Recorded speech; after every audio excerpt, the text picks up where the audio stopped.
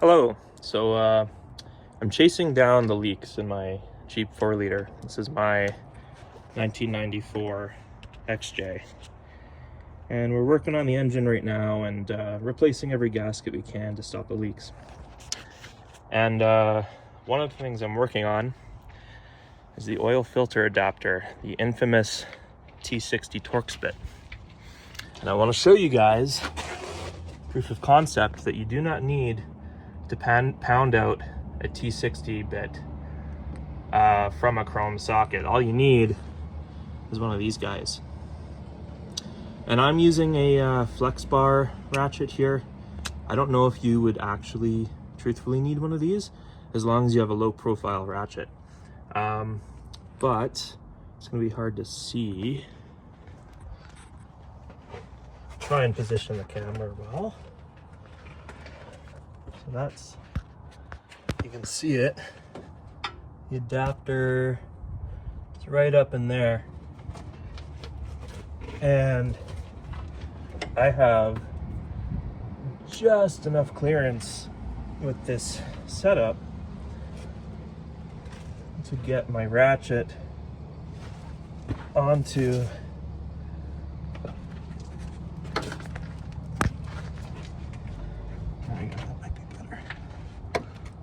that bit. I've actually already broken it free, so I suppose I'm cheating a little bit, but you have just enough room to weasel your way in there and kind of finagle the bit onto the star. Now the problem is you don't want to go all the way because then you're not going to be able to get this ratchet off, but this breaks it free enough for you so that you can come in with a pair of channel locks or something and free up that big bolt. So just to show you now, I have this loose enough after breaking it free that this will rotate with some channel locks, and the whole thing's rotating right now, but I'm able to just rotate this single bolt. I'm realizing now I probably should have done this before replacing the oil pan, because now oil is going to drip all along the side of this brand new oil pan and seal, but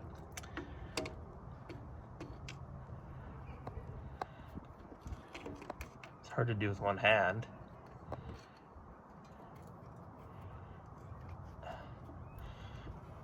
There we go, see? It will rotate and I'll be able to get it out like this. And I'll do the reverse of it when it's ready to go back in after replacing all of the O-rings and the Velcro kit I bought. So one thing I forgot to mention, by the way, if you happen to be doing a coolant job like I am, way easier to access all this stuff without these heater hoses in the way.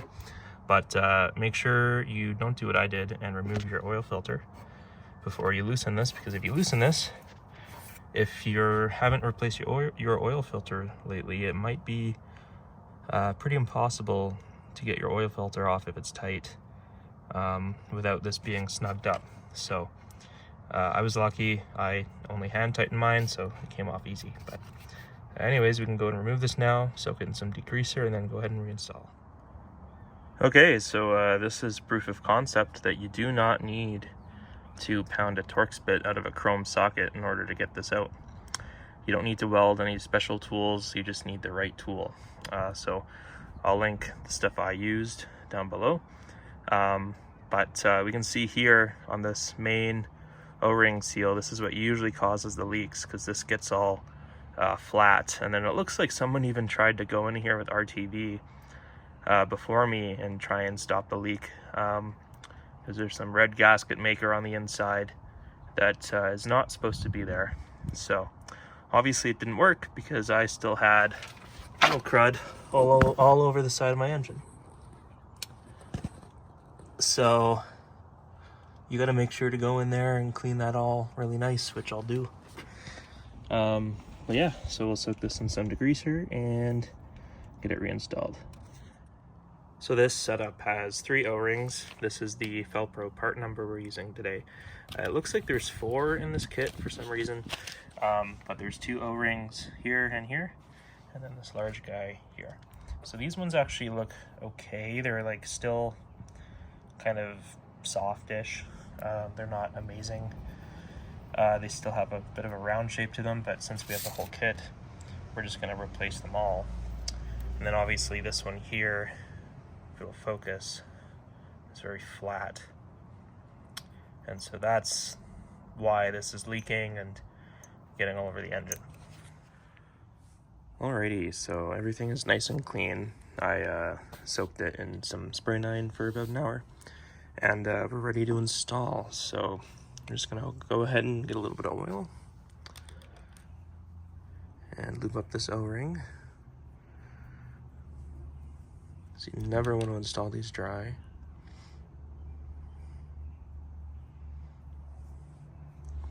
And then I'll just go in just like that. And then looks like this one matches to this. And then it looks like they give you a choice here depending on which one fits best. It's looking to me like this one is going to be the one we want to go with. So let's try this out. So yeah, it looks like those 2 fit the best. So we're ready to go install. And obviously before you reinstall, go ahead and clean this out with some brake clean and stuff and some degreaser.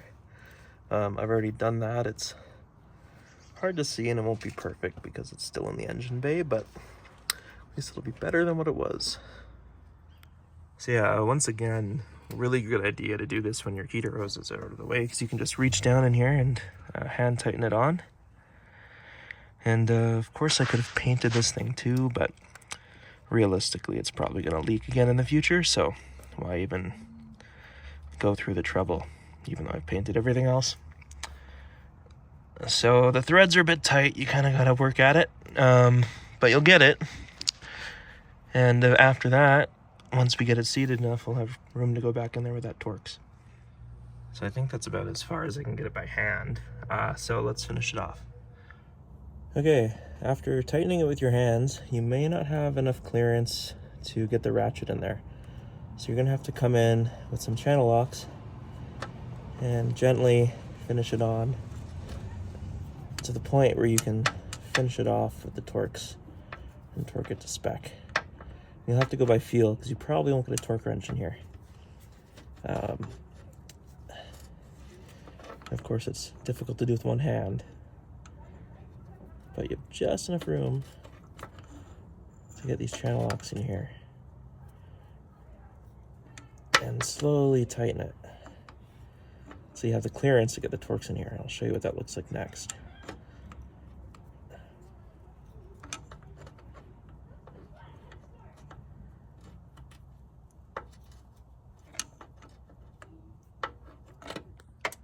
Okay, so just to show you it's possible, you have to finagle around that bolt head there, but you can get the threads in the T60. And so I've heard different things with the torque specs on these. From what I read, 50 foot-pounds seems to be the consensus. So tight, but not like torqued all the way down. So do it by feel. You're probably not getting a torque wrench in here, so unless you have the engine out, you're not torquing it to spec. So just get it as close as you can. Okay, so she's on there. You definitely got to fight with it. It's not the most fun job you'll ever do, but all in all, not too bad. So hopefully this gives you guys some motivation to get started with your projects. Hope this helps.